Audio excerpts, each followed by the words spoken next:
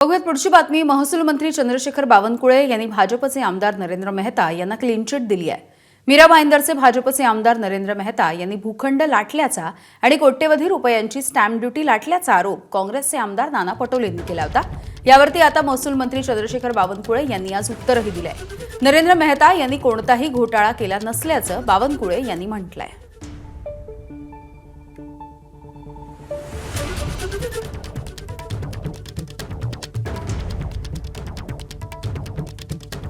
महसूल मंत्री चंद्रशेखर बावनकुळे आपल्यासोबत आहे। सर, ज्या प्रकारे तुमच्या पत्रामध्ये आपण पाहतोय की नरेंद्र मेहतांना तुम्ही भूमाफिया असा शब्द वापरलेला आहे पत्रामध्ये, खरंच भूमाफिया आहेत का असं नाना पटोलेंनी प्रश्न विचारला आहे। नाना पटोलेचं काही डोकं फिरलेलं दिसतं। सरकार म्हणून काम करताना जे पत्र आपल्याकडे येतात ते पत्र आपण जशा तसे पाठवतो। 3 तक्रारदारांनी पत्र दिलं अशा विषयाचं, तो विषय टाईप करण्यात आला, जशा तसा विषय टाईप करतो आपण।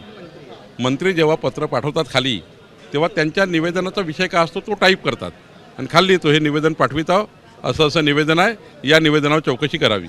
सिंपल प्रक्रिया ही। त्यामुळे नाना पटोले यांनी जो आग बोंबड केला आहे त्यांनी सभागृहात मांडावं, मी सभागृहात उत्तर देईल।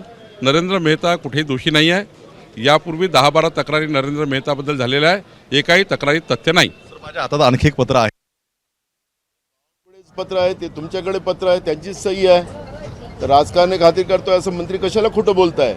तुम्हीच तुमच्या आमदाराला नरेंद्र मेहताला जमीन माफिया म्हटलेलं आहे। तुमचंच पत्राचं हेडिंग तेच आहे। मग याला आम्ही राजकारण काय करायचं आहे? तुमचंच पत्र आहे, ते पत्र तुमच्या सगळ्यांजवळ आहे। तर मंत्री चंद्रशेखर बावनकुळे स्वतःच खोटं बोलताय। म्हणजे आता असं म्हणतं, आता विधानसभेत आम्ही प्रश्न विचारणार आहे आणि विधानसभेतही हे पत्र आम्ही दाखवणार आहे।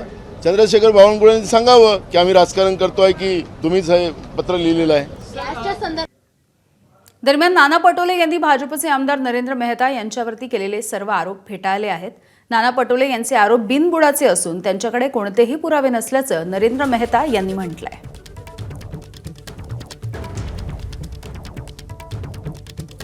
असं कुठलंही आमचं कंपनीचं किंवा माझं स्टॅम्प ड्युटीचं कुठलाही घोटाळा नाही, काही नाही, एकदम पारदर्शक आहे।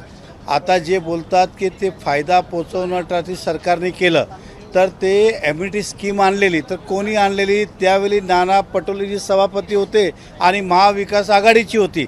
ह्याचं मिनिंग काय? माझा प्रश्न सोडून द्या। म्हणजे बाकी बिल्डरने जे एम्युनिटी स्पेस घेतली, हे त्यांचे नाना पटोले साहेबांचे शब्द आहे की बिल्डराला मदत करण्यासाठी केलं।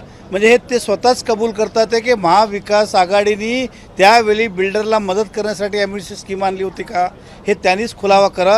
हे सगळे आरोप या आपल्या माध्यमातून महाराष्ट्र जनता सांगतो, हे बिनबुडावेचे आरोप आहे।